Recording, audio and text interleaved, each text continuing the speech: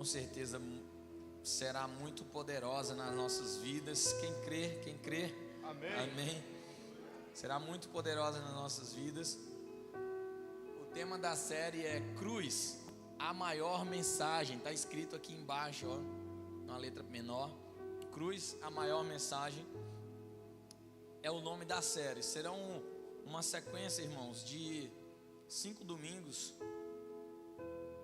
Nós vamos estar nesses 5 domingos falando sempre sobre a cruz, amém? Nesses 5 domingos nós vamos estar sempre falando sobre a cruz. Dentro desse tema, que fala sobre a cruz, a maior mensagem, não sei se os irmãos perceberam, mas no domingo passado nós já começamos a falar sobre a cruz. E nós vamos estar praticamente até o final do ano falando sobre a cruz.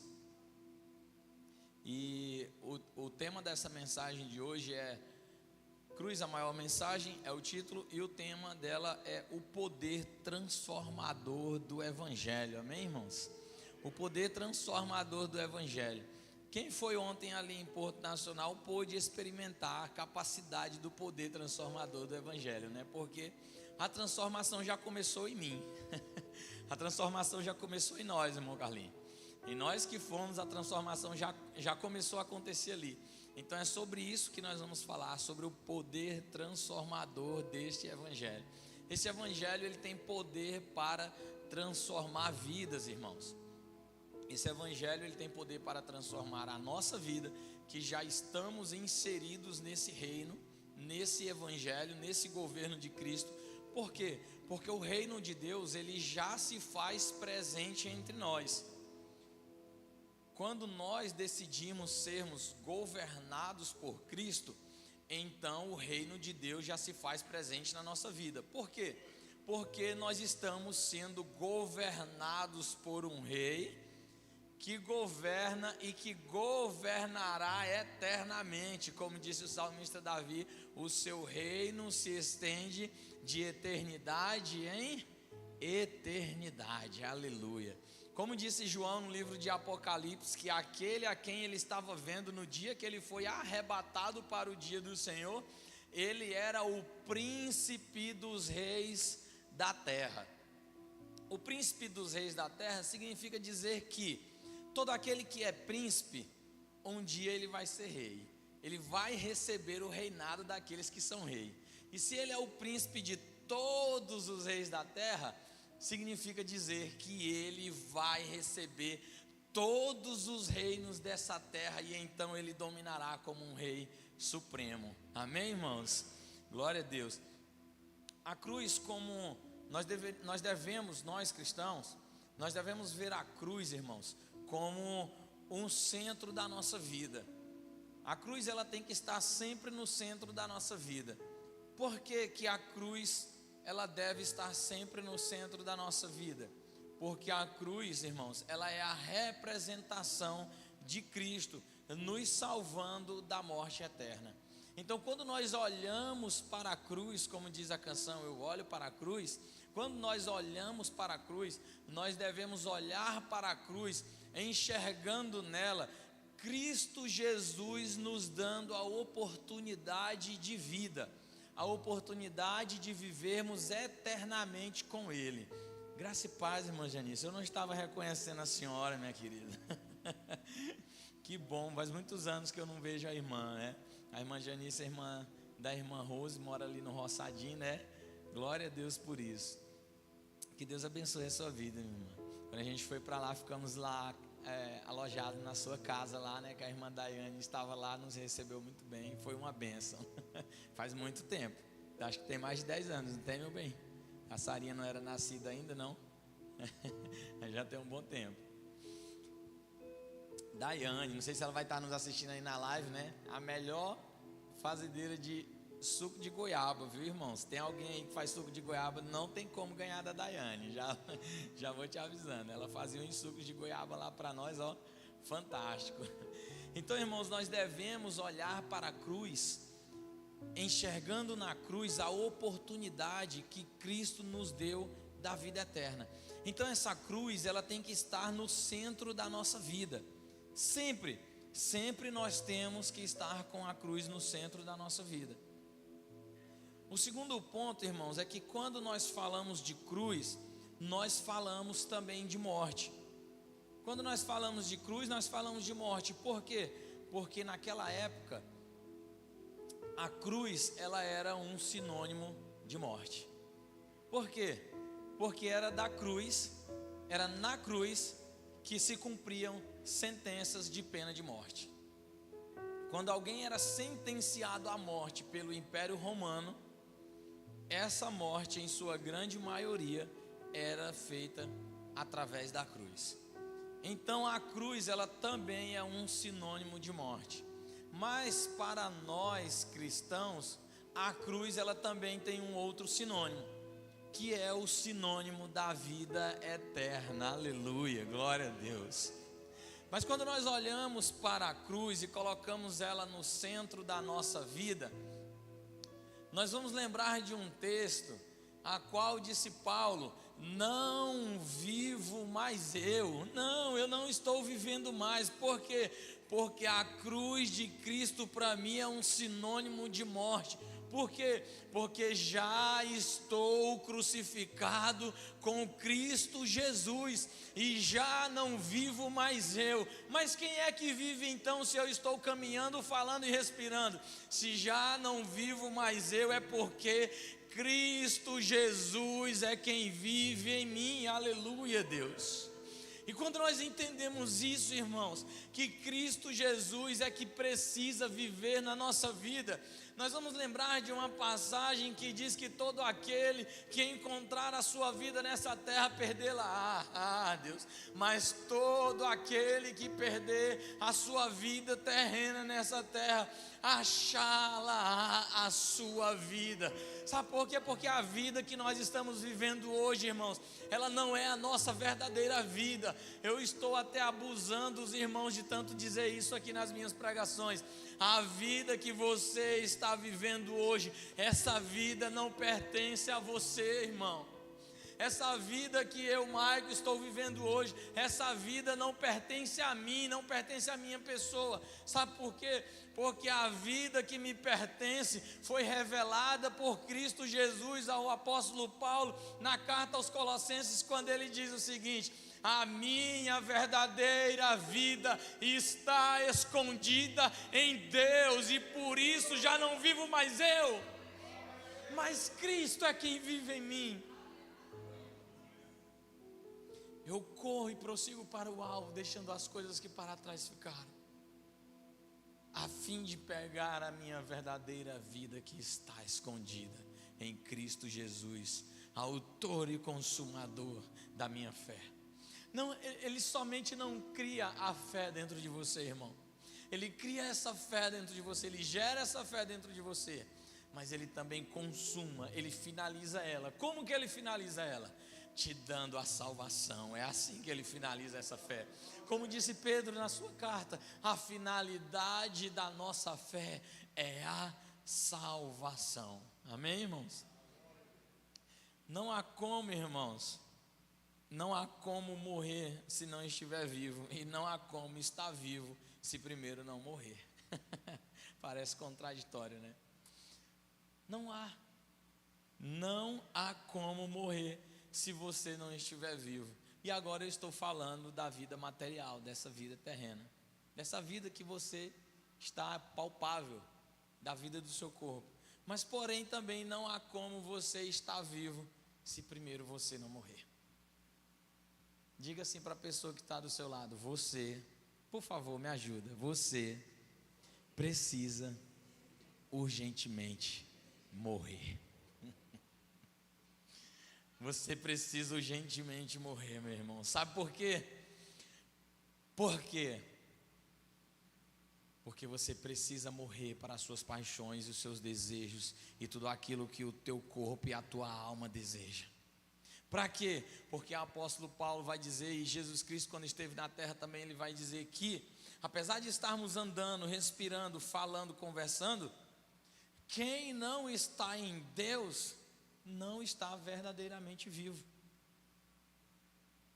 Então nós precisamos morrer para os nossos desejos e as nossas paixões, estando em Deus, para que nós possamos verdadeiramente estarmos vivos. Amém, irmãos? No livro de Lucas, no capítulo 9, no versículo 23, vai dizer o seguinte, que se alguém quer vir, Jesus conversando com seus discípulos e com uma multidão, ele vai dizer: se alguém quer vir após mim, precisa fazer uma coisa. Que coisa é essa? Negar-se a si mesmo. Tomar o quê? Tomar água? Tomar suco? Tomar uma bela Coca-Cola?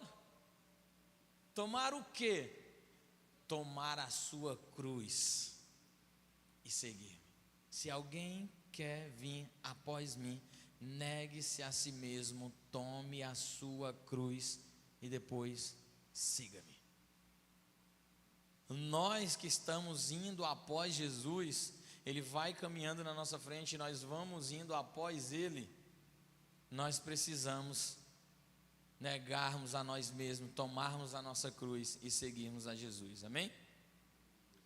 O poder transformador do Evangelho no livro de João, no capítulo 3, você que está com a tua Bíblia aberta, você vai poder me acompanhar. Eu não vou estar lendo todos os textos, mas eu vou estar aqui passeando, recitando eles, e vocês podem ir acompanhando na sua Bíblia, para você testificar de fato aquilo que eu estou falando, tá? Para que você não seja levado por qualquer vento de doutrina. Então você precisa acompanhar na palavra, amém? Para você entender. No livro de João, no capítulo 3, irmãos, aí da tua Bíblia, mais propriamente falando no versículo 1, a Bíblia vai dizer que havia entre os homens, entre os fariseus, um homem cujo nome se chamava Nicodemos. Esse homem, irmãos, ele era um príncipe dos judeus e ele era também da seita dos fariseus, do grupo dos fariseus, da panelinha dos fariseus. Esse homem, ele tinha uma alta influência dentro do grupo dos fariseus. Quando nós falamos de fariseus, nós precisamos lembrar, irmãos, que existiam naquela época de Cristo Jesus na terra, duas seitas muito fortes dentro do judaísmo, dois grupos muito fortes. O primeiro grupo era o grupo dos fariseus, o segundo grupo era o grupo dos saduceus. Qual era a diferença, irmão Maico, entre os fariseus e os saduceus? Os fariseus, eles acreditavam na ressurreição, eles acreditavam que alguém podia reencarnar, como aconteceu com Cristo Jesus. Os saduceus, eles não acreditavam na ressurreição. Então eles ficavam dentro das sinagogas guerreando a guerra de filosofias e entendimentos e compreensões uns com os outros. Os fariseus querendo ser melhores do que os saduceus e os saduceus querendo ser melhores do que os fariseus. Este homem chamado Nicodemos era um homem instruído no conhecimento da lei e ele era da alta cúpula do farisaísmo. Então esse homem, ele acreditava na ressurreição, porque era isso que o grupo dos fariseus acreditavam, amém, irmãos?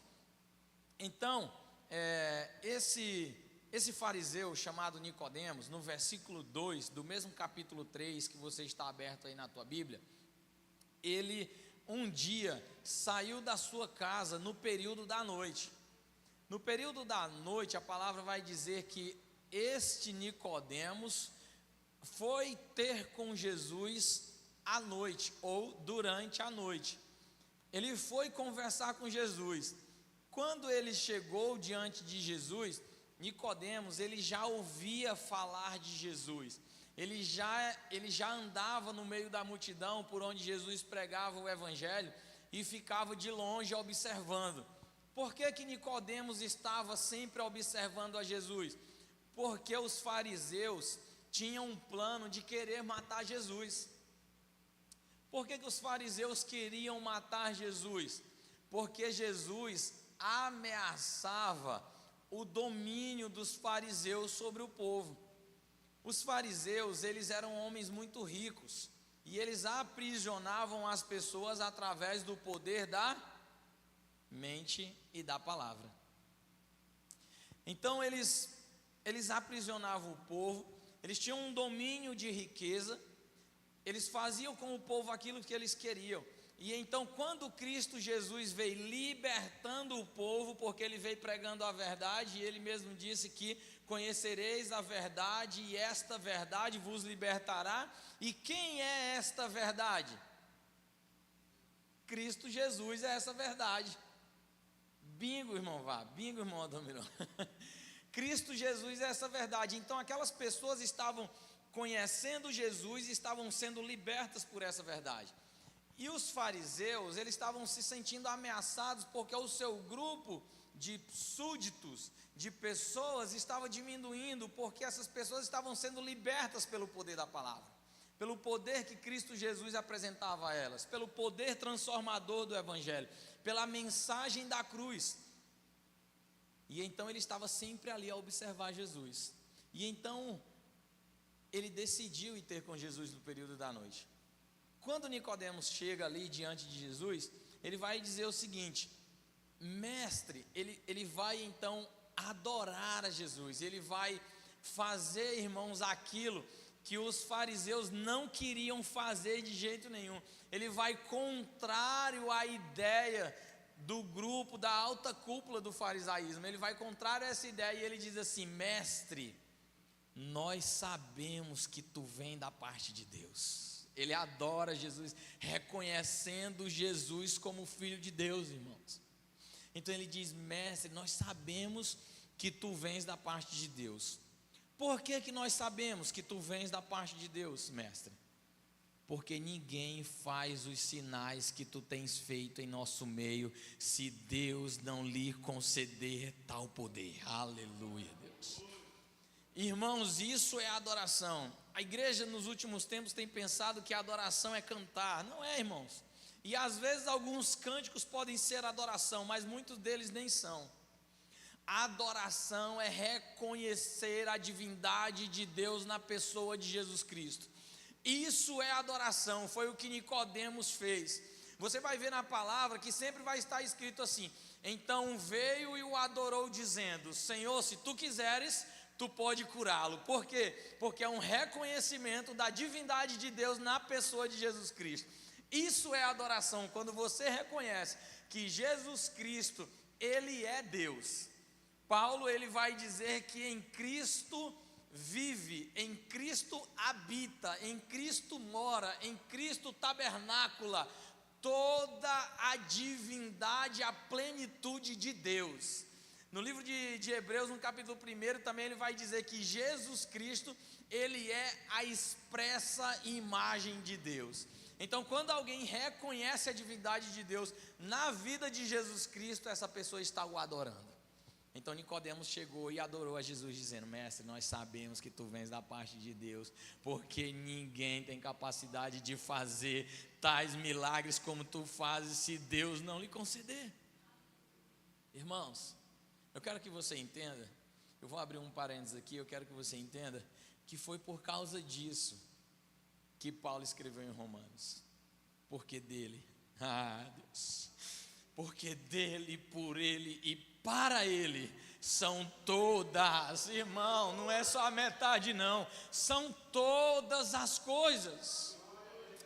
Tudo é por ele, meu irmão, tudo foi por ele, tudo foi por amor a ele. Cruz, a maior mensagem. E o poder que o Evangelho tem de transformar pessoas começou a agir na vida de Nicodemos. Porque ele era do grupo que queria matar Jesus, só que agora ele já estava prostrado diante de Jesus, adorando a ele.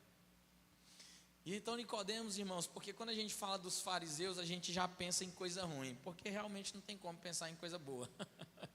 Porque os fariseus, eles eram das pessoas mais detestáveis de dentro de Israel. Eles só perdiam para dois grupos. Eles só perdiam para os saduceus e para os cobradores de impostos, que era a raça mais terrível que tinha naquela época. Eram os cobradores de impostos. Eles só perdiam para essas duas classes. E então agora ele estava saindo do meio dessa classe e adorando a Jesus. Quando ele foi ter com Jesus, que ele disse isso, Jesus, no versículo 3, do mesmo capítulo 3 que você está aberto aí na tua Bíblia, Jesus ele vai dizer o seguinte, respondendo a Nicodemos. Ele vai dizer assim: Nicodemos, necessário é para o homem nascer de novo. Necessário é para o homem nascer de novo. Por que, Nicodemos, que é necessário para o homem nascer de novo? Porque se o homem não nascer de novo, ele não poderá ver o reino de Deus. Aleluia, Deus.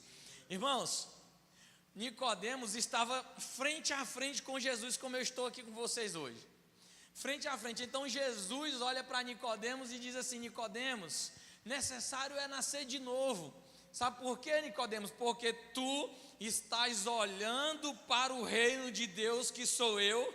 Porque Jesus, quando ele começou a pregar o evangelho, ele disse o seguinte: olha só, se eu vos anuncio todas as coisas que Deus manda que eu anuncio, eis que é chegado no presente para vocês o reino de Deus. Porque o próprio Cristo, que era o rei, estava ali, porque aonde está o rei de um reinado, o seu reinado está com ele. Aleluia, Deus. Cristo está em você, meu irmão? Pergunte para a pessoa que está aí do seu lado: Cristo está em você? Então o reinado dele está em você. Eis que é chegado para você o reino dos céus. Aleluia, Deus. Eu tomo posse, Senhor, e recebo este reino na minha vida, e autorizo, Senhor, a Tu a governar a minha vida, Pai. Porque o reino do céu é isso, autorização legal para que Cristo governe e exerça domínio. Aleluia, Deus. Quantos já deram essa autorização para Cristo Jesus governar e exercer domínio sobre a tua vida? Então, irmãos, Jesus disse para Nicodemos: Nicodemos, necessário é nascer de novo. Tu estás de frente para o reino do céu, mas se tu não nascer de novo, Nicodemos, tu não vai enxergar. Tu está me vendo com os teus olhos físicos, mas os teus olhos espirituais não estão me vendo, Nicodemos. Porque se tu não nascer de novo, tu não pode ver o reino de Deus. Mas sabe o que é interessante, irmãos? Nicodemos não tinha perguntado nada para Jesus. Se você ler o versículo 2 aí, Nicodemos não tinha perguntado nada para Jesus. Nicodemos simplesmente tinha dito assim: ó Jesus, nós sabemos que tu és de Deus, porque se tu não fosse da parte de Deus, tu não poderia fazer tais milagres. Então Jesus responde a Nicodemos, mas Nicodemos não perguntou nada para Jesus. Sabe por que Jesus ele responde a Nicodemos?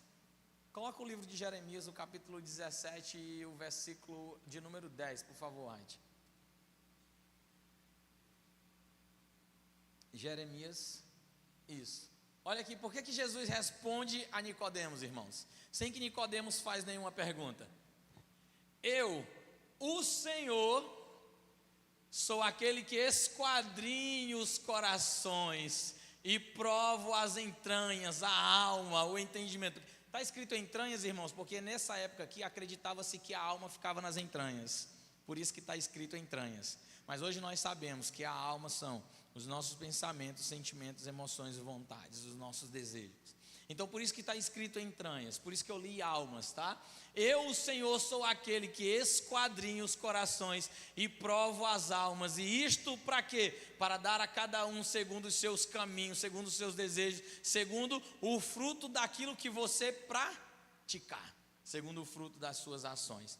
Por isso que Jesus respondeu a Nicodemos, sem que Nicodemos tenha feito nenhuma pergunta para ele. Por quê? Porque ele é aquele que antes que você pergunte, ele esquadrinha o teu coração e sabe qual é a intenção do teu coração. Como está escrito no livro de Hebreus, salvo me engano, é o capítulo 4, versículo 12, quando ele diz que a palavra, que é o próprio Cristo Jesus, ela é apta, que significa dizer, ela é preparada e já está pronta. Pronta para quê? Para discernir as intenções e os pensamentos do coração do homem. E ela é mais penetrante do que uma espada aguda de 2 gumes e tem a capacidade de dividir as juntas das medulas e a alma do espírito. Esta é a palavra de Deus, que é o próprio Jesus Cristo. E é Ele próprio. Por isso ele responde a Nicodemos, sem que Nicodemos tenha lhe feito nenhuma pergunta. No mesmo livro de João, no capítulo 3, versículo 4, Nicodemos vai começar a entrar em parafusos na sua mente. Nicodemos, ele vai olhar para Jesus e ele vai dizer assim: Jesus, como pode um homem, sendo já velho, voltar ao ventre da sua mãe e nascer de novo? Como pode eu, já estando velho, nascer de novo? Nicodemos, ele não compreendeu o que Cristo Jesus disse para ele. Então ele pergunta para Jesus: como pode um homem, sendo já velho, porventura, tornar a entrar no ventre da sua mãe e nascer de novo? Irmãos, então vai surgir aí uma frase no mundo evangélico que é muito bem conhecida. É muito bem conhecida da igreja, porque Jesus, ele vai olhar nos olhos de Nicodemos, assim como eu estou olhando aqui nos olhos do meu irmão Aldomiron, e ele vai dizer o seguinte: Nicodemos, é necessário que o homem nasça novamente da água e do Espírito Santo de Deus. É necessário, Nicodemos, é extremamente necessário. Para que você possa ser transformado pelo poder transformador do Evangelho, necessário é nascer da água e do Espírito. É necessário, meus irmãos. Jesus vai dizer: Nicodemos, é necessário nascer da água e do Espírito. Por que, Nicodemos, que é necessário nascer da água e do Espírito, Nicodemos? Jesus estava dizendo assim para Nicodemos, irmãos, olha, Nicodemos, necessário é que você nasça em mim. Necessário é que você, apesar de já ser velho, não precise voltar ao ventre da sua mãe, mas necessário é que você se torne uma nova criatura em mim, porque eu é quem sou uma fonte que jorra para a vida eterna, uma fonte de água. Então é necessário que você nasça da água, mas é necessário também que você nasça do Espírito. O Espírito aqui está representando o período da graça. Por quê? Porque Paulo, se você ler e estudar o livro as duas cartas aos Coríntios, que nós temos na nossa Bíblia, que é a primeira e a segunda, que na verdade é a primeira e a quarta, né? Porque Paulo escreveu 4 cartas aos Coríntios, 2 se perderam, nós temos 2 aqui na nossa Bíblia. Essa segunda carta, Paulo vai dizer que o ministério da graça de Cristo Jesus, ele é o ministério vivificante do Espírito.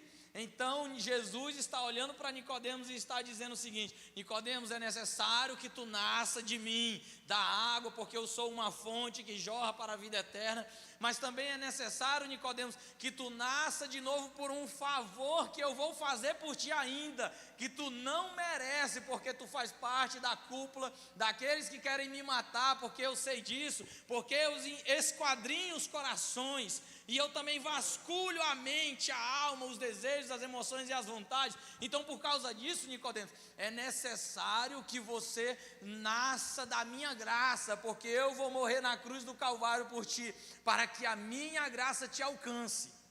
Então é necessário que você nasça da água e do Espírito. Se você ler o livro de Gálatas, você vai entender facilmente que o ministério da graça é o ministério do Espírito. A segunda carta aos Coríntios também explica isso claramente. O ministério da graça é o mesmo ministério do Espírito. Os dois são a mesma coisa. Então, irmãos, no capítulo 4, essa conversa vai deixar Nicodemos assim, meio sem uma compreensão total, sem entender muito bem aquilo que Jesus estava falando. E aí no capítulo 4 de João, no versículo 1, os fariseus, a Bíblia vai dizer que os fariseus, eles escutaram, eles ouviram sussurros no meio da multidão, que Cristo Jesus, ele estava batizando mais gente do que o apóstolo João Batista, do que o profeta João Batista. Os fariseus, eles vão ouvir no meio da multidão que Cristo está batizando mais do que João Batista. E então, por causa deles ouvirem isso, eles vão se preocupar ainda mais, irmãos. Rapaz, o negócio está ficando feio, porque João Batista já está batizando muita gente e tirando muita gente debaixo do nosso domínio, debaixo da nossa asa. Agora vem esse tal de Cristo Jesus e está batizando muito mais do que João Batista. O negócio está ficando feio para nós. Era isso que os fariseus estavam pensando, irmão. E isso estava gerando ódio dentro dos fariseus, e querendo cada vez mais matar Jesus por causa disso. Os discípulos de João Batista também, eles vão observar estas coisas, e eles vão chegar no capítulo 4 ainda, e vão dizer assim para João Batista: ei, João Batista, aquele que tu batizou, ele está batizando muitas pessoas, muito mais do que tu. Aí, irmãos, João Batista ele vai dizer assim para os seus discípulos, observa bem. João Batista ele vai dizer assim: vocês mesmos são testemunha de que eu disse para vocês que aquele que vem após mim, eu não sou digno nem de atar os nós das suas sandálias. Então vai surgir, irmãos, na vida da igreja, uma das frases mais conhecidas do mundo gospel: necessário é e importa que eu, João Batista, diminua cada vez mais, para que ele cresça cada vez mais. E essa frase, irmãos, ela tem que ser uma prática constante na nossa vida. Necessário é que eu diminua e que ele cresça cada vez mais. Sabe por quê? Porque é como disse Paulo: porque dele, por ele e para ele são todas as coisas. Aleluia, Deus, glória a Deus. Necessário é que nós venhamos a ficar pequenininhos, irmãos, pequenininhos, para que ele cresça. E então, no mesmo capítulo 4, Jesus, ele vai, a partir aí do versículo 2 até o versículo 6, Jesus ele vai se deslocar, saindo da Judéia e indo para a cidade de Samaria. Chegando na cidade de Samaria, Jesus, a palavra vai dizer aí na tua Bíblia, que você está olhando para ela aí, no capítulo 4, do versículo 2 ao 6, a palavra vai dizer que Jesus, ele estava cansado da viagem. Que viagem era essa que cansou Jesus? Que viagem era essa, igreja? Ou sussurros? Que viagem era essa? Jesus estava saindo de onde para onde? Bingo, irmã Raquel. Jesus estava saindo da Judéia para Samaria. Algumas Bíblias vai estar escrito Galiléia. É a mesma coisa, irmãos. Jesus estava saindo da Judéia para Samaria. Quando ele chegou em Samaria, a palavra vai dizer que ele estava cansado. Como era que Jesus viajava, irmãos? Como? A pé. Então Jesus estava cansado da viagem. Quando a gente viaja de carro aí, 1000 quilômetros, chega cansado. E o camarada que viaja a pé, hein? No sol escaldante do deserto de Israel. Cansado. Então a palavra vai dizer que Jesus estava cansado. E por Jesus estar cansado, a partir do versículo 7, você vai ver que Jesus ele se assentou em um lugar. Que lugar é esse? Ele se assentou na boca de um poço. Algumas Bíblias vai estar escrito que ele se assentou junto à fonte de Jacó. A fonte de Jacó é um poço que Jacó cavou enquanto Jacó estava vivo. Jacó cavou aquele poço e deixou aquele poço como herança para o povo. Então, Jacó cava aquele poço, o povo continua a beber água daquele poço. Jesus vai fazendo essa viagem da Judéia para Samaria. Jesus se cansa, então ele senta lá na boca desse poço. Quando ele senta lá na boca desse poço, a palavra vai dizer que Jesus fica lá e os seus discípulos vão para a cidade comprar comida, porque estavam sem comida. Eles vão para a cidade comprar comida, e nesse interim de tempo, tem algumas bíblias que vai estar escrita interim, é um pequeno tempo, um pequeno intervalo. Nesse intervalo de tempo, chega uma mulher que é muito conhecida da igreja. Que mulher é essa? Bingo, irmão Caleb, a mulher samaritana. Eu ouvi o seu sussurro, irmão Caleb. A mulher samaritana.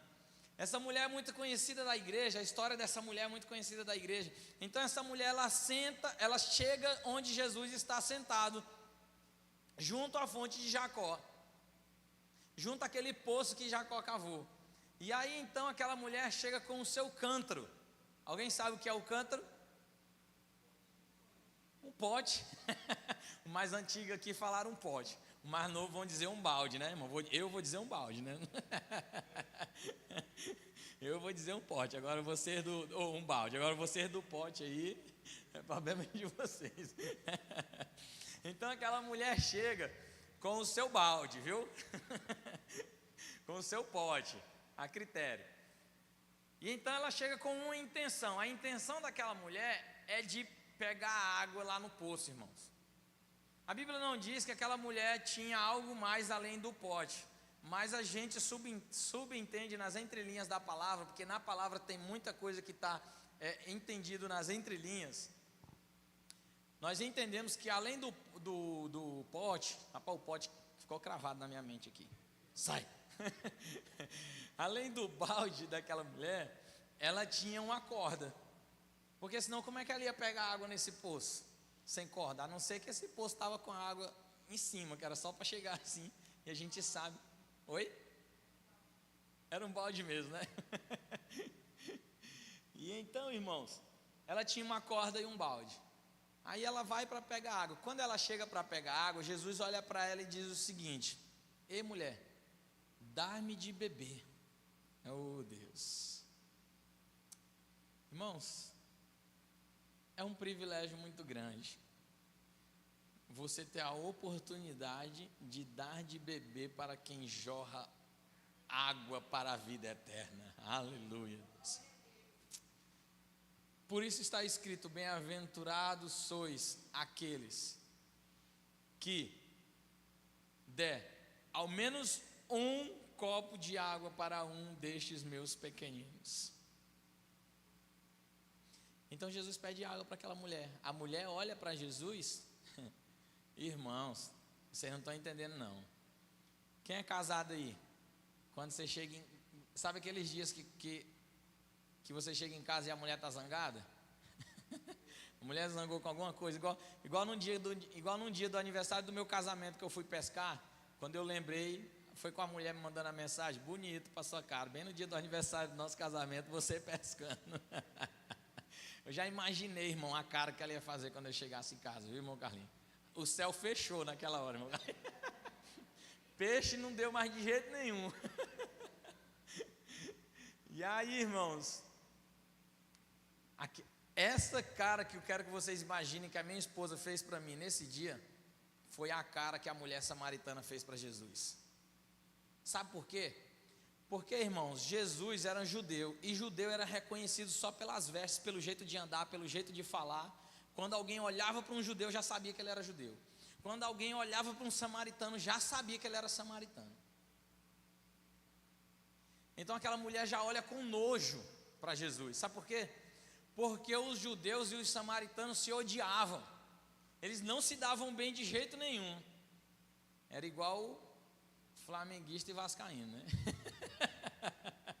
Eles não se davam bem de jeito nenhum, meus irmãos. E então aquela mulher já olha com nojo para Jesus quando ele diz: ei, mulher, dá-me água para beber. Ela olha com nojo para Jesus e ela fala assim para ele: tem coragem de me pedir água? Eu sendo uma samaritana e tu sendo um judeu? Rapaz, tu é muito corajoso.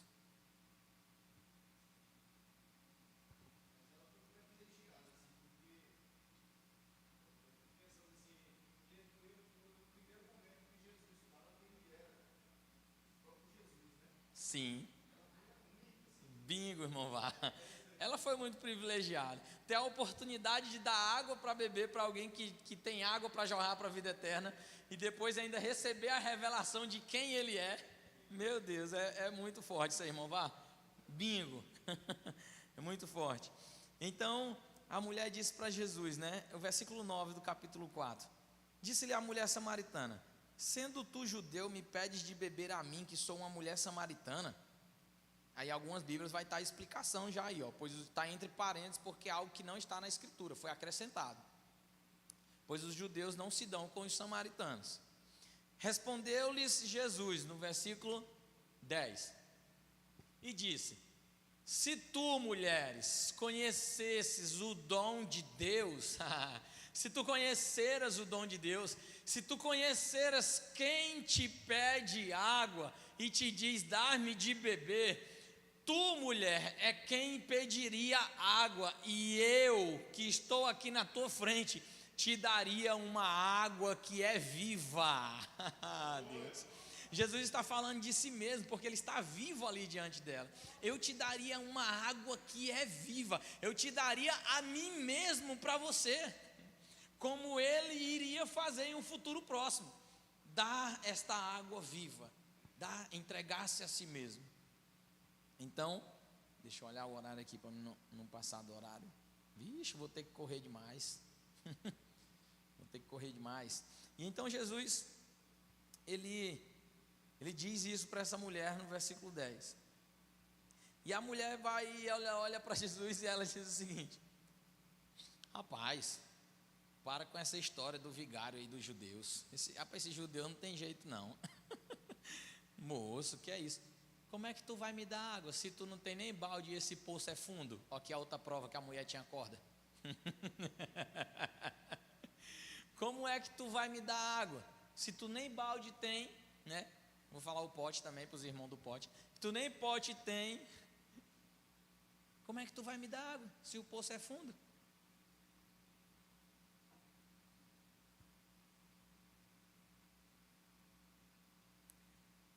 Onde é que está essa água viva que tu está falando? Porque nesse poço aqui eu sei que ela não está, porque tu não vai ter como pegar, está me prometendo, mas não vai ter como pegar, então ela não deve estar aqui nesse poço. Onde é que está essa água viva? A mulher pergunta para Jesus. Aí a mulher ela ainda faz uma pergunta de desafio para Jesus, irmãos. Ela diz assim: por acaso tu é maior do que o nosso pai Jacó? Aí agora ela já disse que Jacó é o nosso pai. Tu é maior do que Jacó, o nosso pai? Porque Jacó foi quem fez essa fonte aqui, ó. Jacó foi quem fez essa fonte da qual nós estamos bebendo.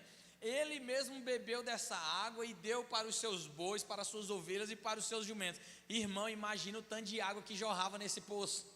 O cara criou uma fazenda com a água desse poço, irmão. Não era poço artesiano igual nós cavamos hoje não, que a gente consegue chegar a 300 metros de profundidade não. Irmãos, era poço cavado na alabanca. Irmãos, era água demais. E então Jesus vai e diz assim para ela: eu te daria água viva. Então ela pensa assim: meu Deus do céu, esse poço aí dessa água que esse homem está falando, só Jesus. Só Jesus, irmãos. Então ela vai dizer, Jesus vai dizer assim: respondeu: mulher, todo aquele que toma água deste poço tornará a ter sede, mas aquele que beber água que eu lhe der, no versículo 14, nunca mais voltará a ter sede.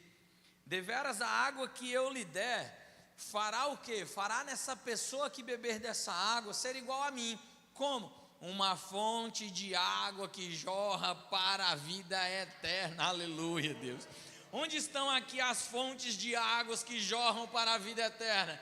Porque se Cristo está dentro de você, meu irmão, Ele é esta fonte e você jorra desta fonte como você jorrou dela ontem ali em Porto Nacional. jorrando dessa água, para que as pessoas que tomarem dessa água nunca mais sintam sede, porque na vida eterna, irmão, não haverá mais sede, nem fome, nem dor, nem choro, nem clamor, porque já as coisas velhas são passadas, e eis que tudo, irmão, tudo, não é a metade, é tudo, está incluindo você. Eis que tudo se fez novo, aleluia, Deus. Deus já fez para si tudo novo. Para Ele esse tudo novo já está acontecendo, irmãos, porque Ele é atemporal e passeia na eternidade. Aleluia, Deus. E um dia nós seremos como Ele, como disse Paulo. Hoje ainda nós o vemos como uma imagem de espelho embaçada, mas chegará o dia que contemplaremos e o veremos face a face, assim como nós estamos nos vendo aqui nessa manhã. Aleluia, Deus. Glória a Deus.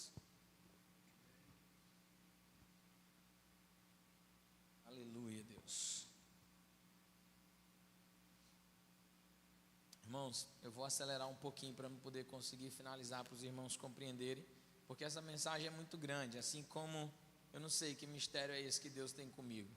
As minhas pregações são muito longas. Fica de pé um minutinho, irmãos. Fica de pé um minutinho, por favor. Fica de pé, deixa a tua Bíblia aí na cadeira, amém? Fica de pé. Coloca a imagem congelada na live aqui para os irmãos da live, por favor. Espera aí, irmãos, na live, não sai daí não. Amém? Tarde. Amém. Pode ser. Já? Amém? Vamos lá então. Quero que você faça assim comigo, ó. Coloca o braço para frente. Estica assim, ó. Estica bem o braço. Bota bem para frente. Agora leva para juntar as duas mãos. Leva. Entrelaça os dedos. Faz aí. Isso. Agora eu quero que você vire sua mão assim com o braço de uma vez. Ó. Traz ele aqui perto da cabeça. Abraça e leva para frente. Isso. Estica. Estica. Agora leva para cima o braço. Não solta a mão, hein? Leva para cima, para cima. Levanta o pé para ficar na pontinha do pé. Levanta. Agora joga para trás um pouco. Joga um pouco para trás. Joga o máximo que você conseguir. Joga. Agora só. Coisa boa, né? Amém? Pode sentar de novo. Glória a Deus. Aleluia. Aleluia, Deus. Eu estou aqui, irmãos, também cansado como vocês. Ontem eu fui dormir, era 2 e pouco da manhã. Acordei hoje às 5:30 da manhã. Dormi 3 horas de sono. E tem sido uma rotina bem puxada. Mas nós estamos aqui para a honra e glória do nome do nosso Deus. Toda a honra e toda a glória seja dada a Ele. Amém? Eu poderia até, eu acho que finalizar essa ministração no meio e continuar ela à noite. Aí os irmãos que chegarem à noite, a gente vou mandar um recado lá no grupo da igreja para eles assistirem na live o início, que aí eles não vão chegar aqui boiando, né? Para compreender a história. Oi? Assiste na live durante o dia e à noite eles chegam compreendendo, né? Porque é ruim pegar uma história do meio, é como se fosse um filme pela metade. Então, irmãos, no versículo 43 ao 54 do livro de João, do próprio capítulo 4, Jesus ele foi para a Galileia, e lá na Galileia Jesus ele cura o filho de um rei. No capítulo 5 do livro de João, do versículo 1 até mais ou menos o versículo 15, Jesus ele vai para Jerusalém. Indo para Jerusalém, Jesus ele chega em um local muito conhecido da igreja, de uma história muito conhecida, o famoso tanque de Betesda. Ali no tanque de Betesda, irmão, acontecia algo que acontece muito nas igrejas evangélicas no Brasil hoje. Ali no tanque de Betesda estava acontecendo o culto de cura e libertação. Diz a história que ali no tanque de Betesda, uma vez por ano, descia um anjo, e esse anjo sacudia as águas daquele tanque, E a primeira pessoa que conseguia se adentrar naquele tanque, irmãos, essa pessoa era curada. Eu até hoje sou muito encabulado com essa história na palavra, porque eu fico imaginando a quantidade de pessoas pulando de uma vez só naquele tanque. Eu acho que fazer era morrer gente, irmão. E uma maratona, uma verdadeira maratona. E eu sou muito encabulado com essa história. E ainda peço a Deus, e um dia Ele há de abrir os meus olhos para que eu possa enxergar a revelação. Mas o ponto-chave, eu acho que ainda não está na questão de as pessoas maratonarem para tentar se jogar dentro desse tanque, né? Até porque aqueles que eram paralíticos estariam em uma corrida muito injusta, né? Daqueles que tinham as suas pernas boas, né? Por exemplo, que tinham outro tipo de doença, por exemplo, a lepra, que era muito comum daquela época. Mas então Jesus se dirige a esse tanque. Isso era num dia de sábado. Quando Jesus chega nesse tanque, a palavra vai dizer que havia naquele tanque, ali na borda daquele tanque, como muitos doentes, um homem que já há 38 anos de idade era paralítico. Então a gente subentende que esse homem era paralítico de nascença. Ele não andava de forma alguma. E há 38 anos ele estava ali, aguardando o anjo, irmão, sacudir as águas, para ele sair correndo para se jogar dentro do tanque. Como? Me diz. Aí Jesus pega e diz assim para ele: ei rapaz. Jesus falou baixinho, viu, irmãos? Ele não gritou não, ele falou assim: ei rapaz, ei indivíduo, tu quer ser curado? Aí ele vai e diz assim para Jesus: como?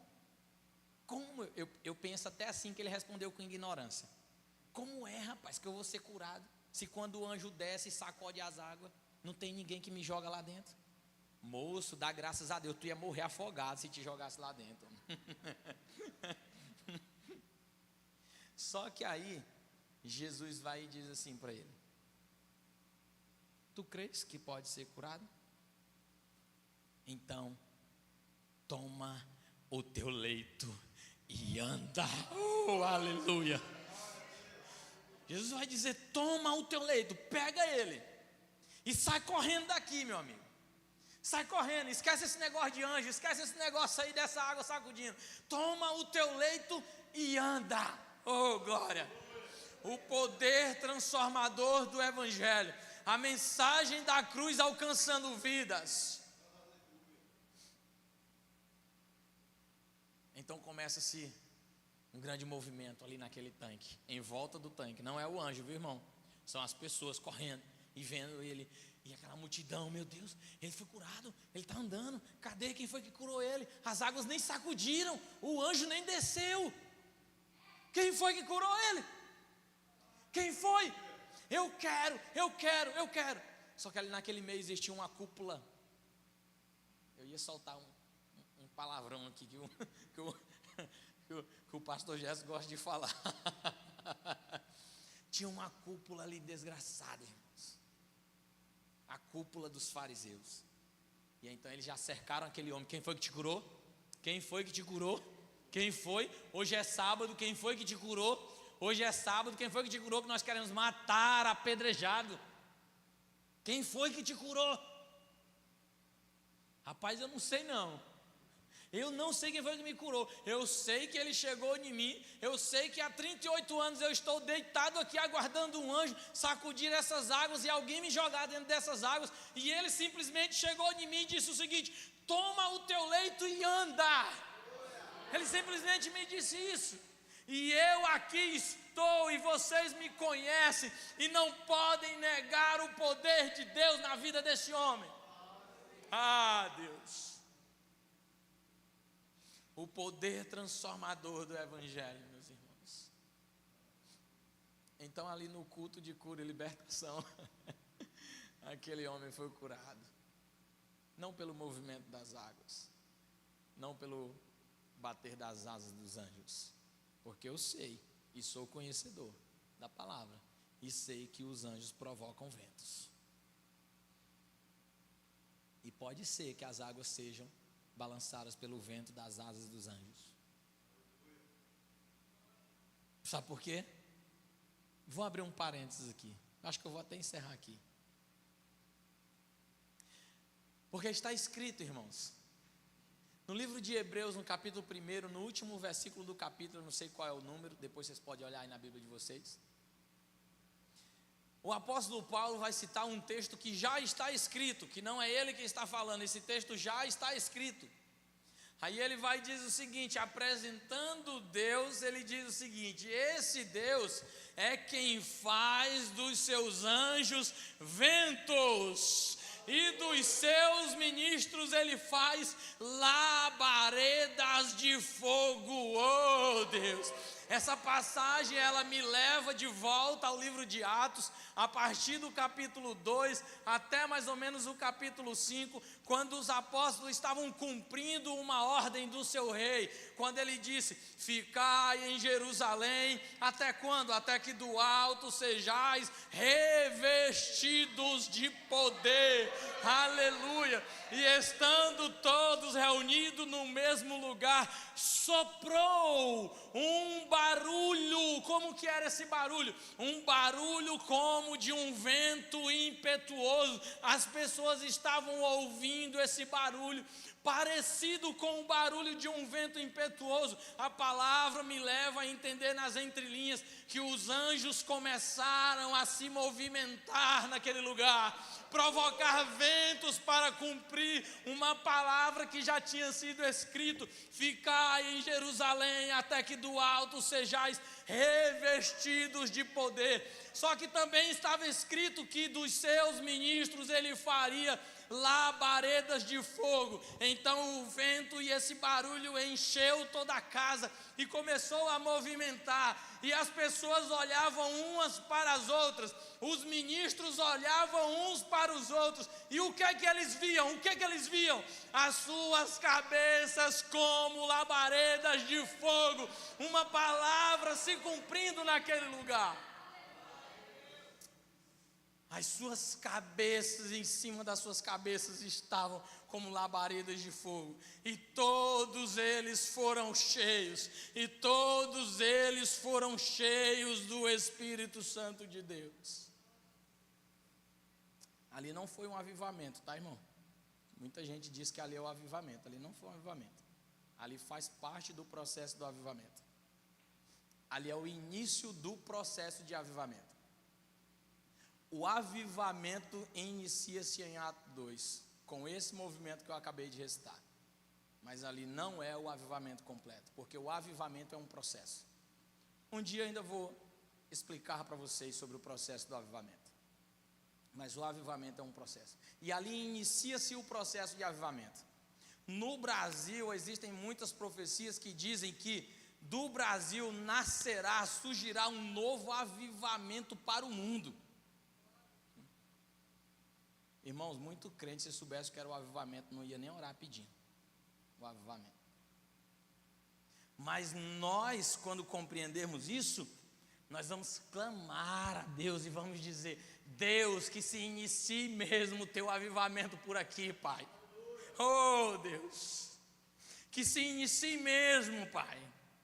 Irmãos, vai ser um período de dor e sofrimento. O avivamento vai ser um período de dor e sofrimento. Aleluia, Deus. Então aquele homem foi curado. Jesus, vendo aquela movimentação, ele foi embora. Vou sair daqui porque ainda não é minha hora. Então, foi embora. E eles, os fariseus, procuravam matar a Jesus.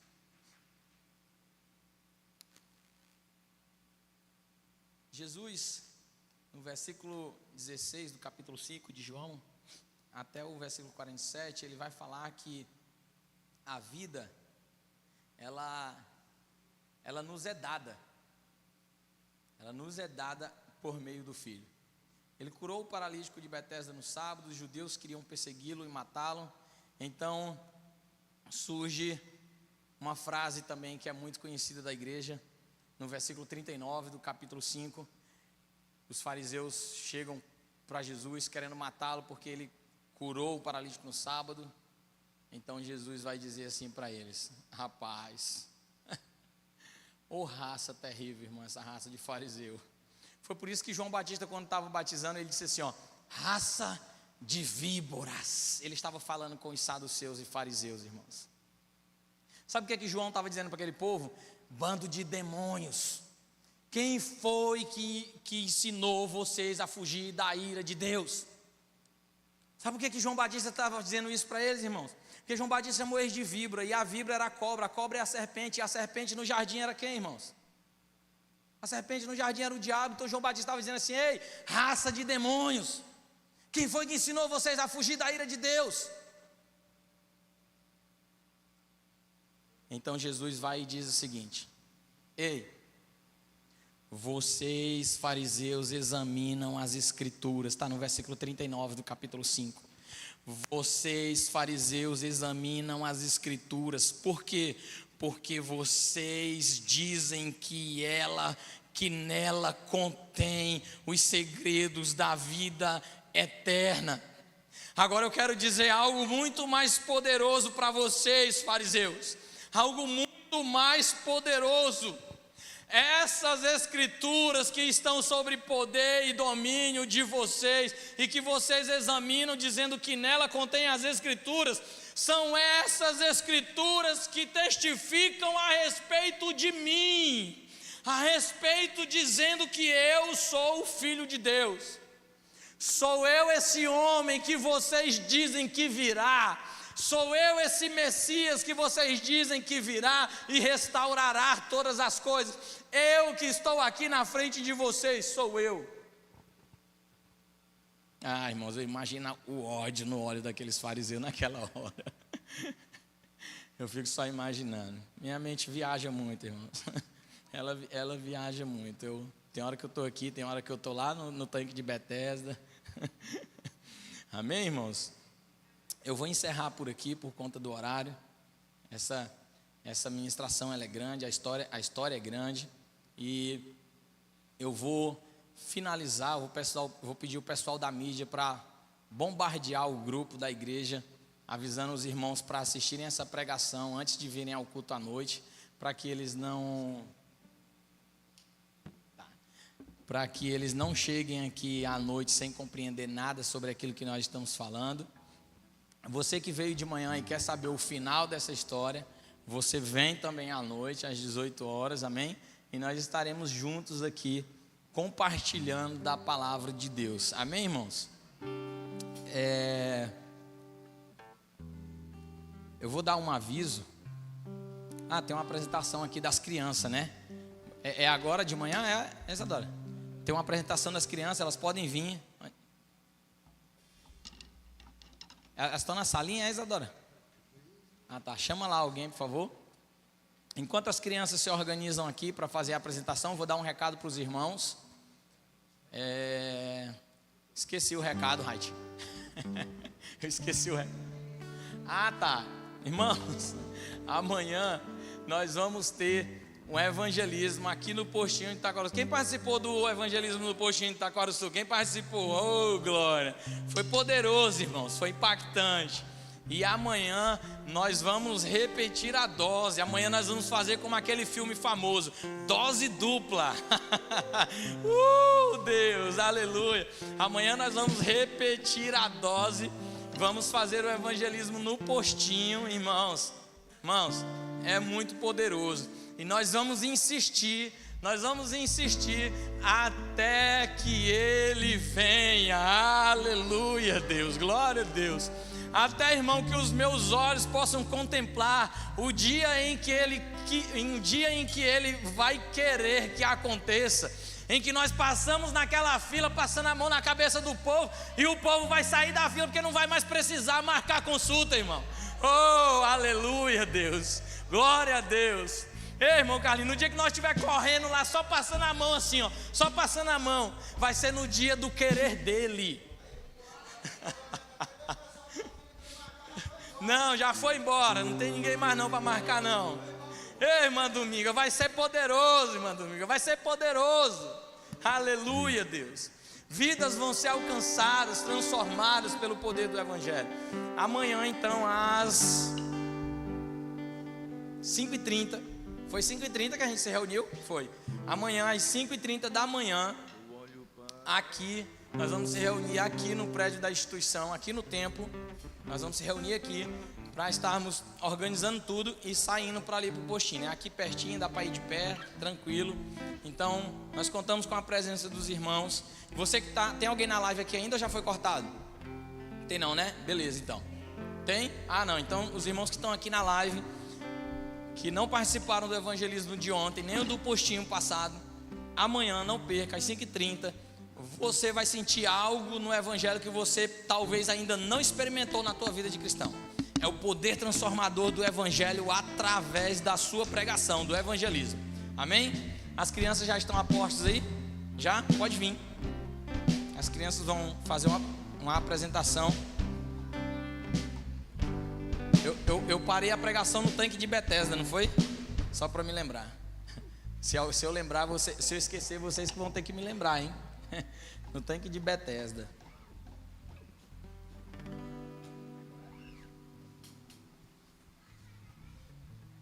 Vai precisar do microfone?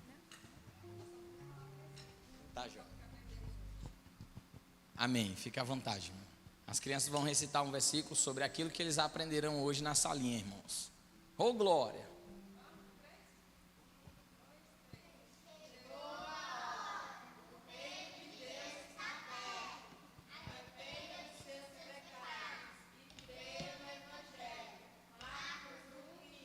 Aleluia, glória a Deus. Aleluia. Que Deus abençoe a vida das nossas crianças, em nome de Deus, que são o futuro da pregação do evangelho nesse país, amém? Se Deus não vier nos buscar antes, né? Porque se Ele vier aí, quem quiser ficar pregando aí, fica à vontade. Eu não vou estar mais aqui. Amém? Se coloque de pé, irmãos, para a gente encerrar. Amém? Tem lanche hoje? Tem, Isadora? Show de bola. É o DPF, né, irmãos? É de dentro para fora. É. Oh, glória, aleluia. Irmãos, nós vamos estar encerrando agora. Deus, nesta manhã, Pai, eu quero te agradecer, porque Tu esteve presente em nosso meio, cumprindo aquilo que está escrito na Tua palavra, que aonde estiver 2 ou 3 reunidos no Teu nome, ali Tu estás. E nós cremos que Tu estás aqui, meu Pai, aleluia, Deus. Abençoa a vida dos Teus servos, Senhor, abençoa a vida das Tuas servas. Senhor, abençoa o alimento que nós vamos comer agora, que ele possa fazer bem para os nossos corpos materiais. Abençoa a vida dos irmãos que prepararam esse alimento com todo amor, com todo carinho, Senhor. Abençoa, Senhor, a equipe da cozinha, Pai, a equipe mais top que tem no grupo dos voluntários aqui, Deus. Abençoa a vida deles em nome de Jesus, e que cada um possa ir em paz.